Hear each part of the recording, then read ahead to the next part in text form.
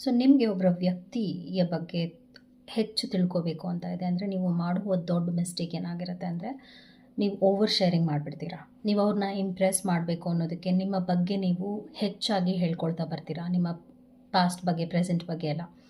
But ಅದನ್ನು ಬಿಟ್ಟು ನೀವೇನು ಮಾಡಬೇಕಾಗತ್ತೆ, ಒಬ್ಬರ ಬಗ್ಗೆ ಹೆಚ್ಚು ಮಾಹಿತಿ ಪಡಿಬೇಕು ಅಂತ ಇದ್ದೀರಾ, ಅವರು ಏನಾಗಿದ್ದಾರೆ, ಅವ್ರು ಎಂಥ ವ್ಯಕ್ತಿತ್ವ ಹೊಂದಿದ್ದಾರೆ ಅಂದಾಗ ಅವರ ಕಡೆಗೆ ಗಮನ ಹರಿಸ್ಬೇಕಾಗತ್ತೆ, ಅವರಿಂದ ವಿಚಾರಗಳನ್ನ ತಿಳ್ಕೊಬೇಕಾಗತ್ತೆ.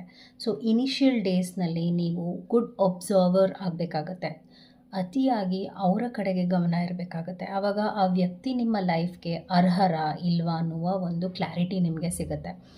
ಸೊ ನೀವೊಬ್ಬರನ್ನ ಇಷ್ಟಪಡ್ತಿದ್ದೀರಾ ಅಂದ ತಕ್ಷಣ ಏನಾಗೋಗುತ್ತೆ ಅಂದರೆ, ಅವ್ರನ್ನ ಇಂಪ್ರೆಸ್ ಮಾಡುವ ಒಂದು ವಿಚಾರಕ್ಕೆ ಹೋಗಿ ನೀವು ಓವರ್ ಶೇರಿಂಗ್ ಮಾಡ್ಕೊಳ್ತಾ ಹೋಗ್ತೀರಾ, ನಿಮ್ಮ ಬಗ್ಗೆ ನೀವು ಎಲ್ಲ ಹೇಳ್ಕೊಳ್ತೀರಾ. ಬಟ್ ಅವ್ರು ತುಂಬ ಸೈಲೆಂಟ್ ಆಗಿದ್ದಾರೆ ಅಂದರೆ ಅದು ಒಂದು ದೊಡ್ಡ ರೆಡ್ ಫ್ಲ್ಯಾಗ್, ಬಿಕಾಸ್ ಏನೋ ಸೀಕ್ರೆಟ್ ಇದೆ ಅಂತ.